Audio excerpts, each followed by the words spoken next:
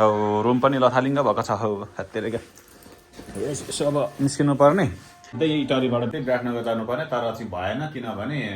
साथीलाई भेट्न जानुपर्ने छ होइन त्यो ठाउँको नाम मैले फेरि बिर्सेँ कि अहिले भर्खरै म बाटोमा सम्झिँदाखेरि भन्छु तपाईँलाई हामी त्यता जानुपर्ने भयो र यहाँबाट चाहिँ अब बुढीको आउटफिट आज यस्ता छ र हामी त्यहाँ पुगिसके पछाडि चाहिँ अब बाटोमा त के भ्लग बनाउने कुरो पनि भएन होइन हिजो फेरि मेरो माइकको चाहिँ म्याग्नेटै हरायो क्या तनाव चाहिँ यो भयो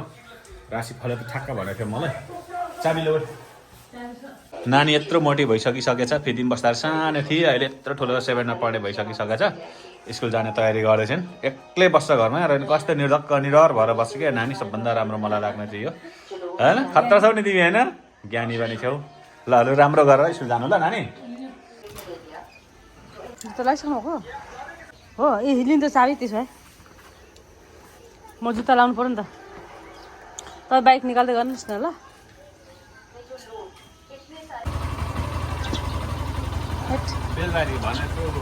बेलबारी तपाईँले अस्ति जानुभएको छ नि त्यो बेलबारी त हजुर जानुभएको छ नि बेलबारी तपाईँ त ऱ्याङ्कर बोक्नु न नि त्यहाँ झुन्ड्याउँदा भइहाल्छ गाडीले बोकिहाल्छ किन टेन्सन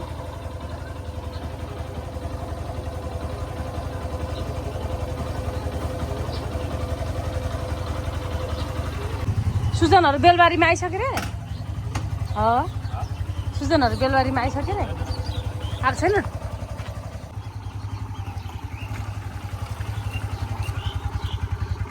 अहिले याद आयो मलाई ठ्याक्क बेलबारी जानुपर्ने अरे हामी बेलबारी ल अघि यति भन्नु नआएको तिमीलाई ल ल नानी बाई बाई भरे भेट्नु है ल ल साथीभाइहरू फिटिङको मान्छे इटरीमा आएर चलपल दिँदैछ अब हामी माथिबाट झरेपछि यहाँ आउँदा त हामीलाई पनि रमाइलो हुन्छ नि त तर यहीँको बासिन्दाहरूलाई चाहिँ एकदम रमाइलो हुँदैन क्या फेरि होइन मात्रै हो रमाइलो यसरी खुट्टा चाहिँ दुलोबाट निस्किन्छ र फेरि जति हान्छ क्या अब सिधा देखिन्छ स्पिड कुदायो यहाँ मेरो माथि जाने बाटो है यो त सर्लाही जिल्ला जान्छ यताबाट विराटनगर जान्छ यताबाट चाहिँ झापा जान्छ हामी चाहिँ अहिले बेलबारीसम्मको लागि मात्रै हिँड्दैछौँ जानुपर्ने इटरी नि हो के विराटनगर हो जानुपर्ने अघि विराटनगर जाने बाटोबाट जानुपर्ने तर हामी चोकदेखि मोड्यौँ क्या साथीलाई भेट्दै विराटनगर जाने भनेर यताबाट जाँदैछु होइन कस्तो भइरहेछ विराटनगरको यात्रा हेर्न नि यता घाम छ बाइक चलाइछ अब कस्तो चाहिँ हुनु यात्रा यस्तै हो कहाँसम्म ठेल्नु पर्ने अब चाहिँ साथीहरू छुटेर कहाँ पुग्नु भयो होइन साथीहरू कहाँ पुगे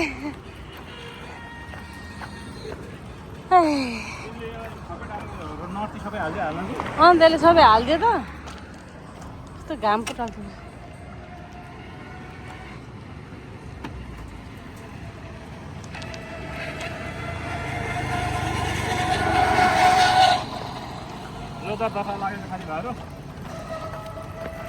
हिजो सपना त नराम्रो देखिरहेको थिएँ होइन बाइकको विषयमा आज दुःख पारै छाड्यो बाइक चोरेर भागे जस्तो देख्यो साथीभाइ बजारतिर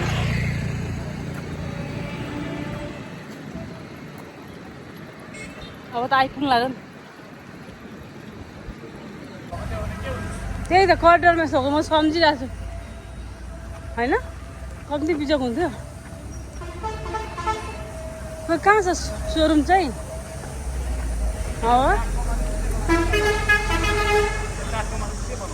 कहाँ छ अरे सोरुम चाहिँ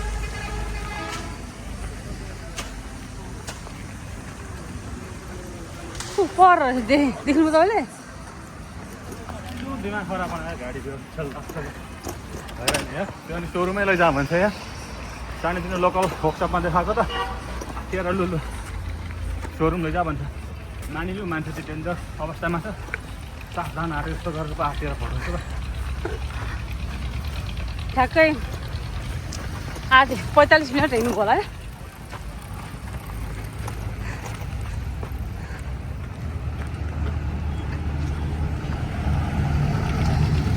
त हुन्छ त नि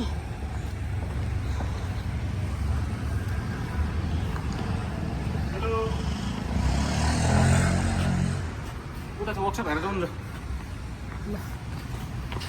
छ रे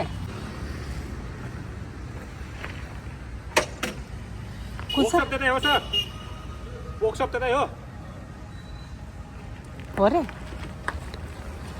खेलौँ म खेलिदिनु पर्छ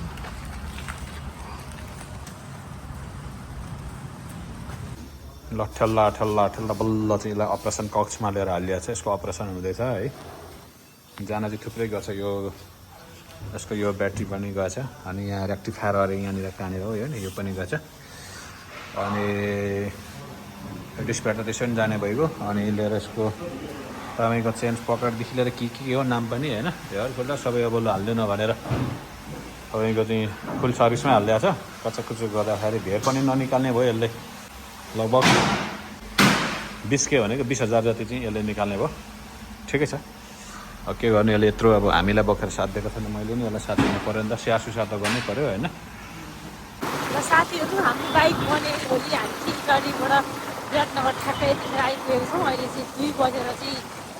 30 मिनट भएको छ ठ्याक्क कार्यक्रम पनि आउन सफल भयो बाइक बनायो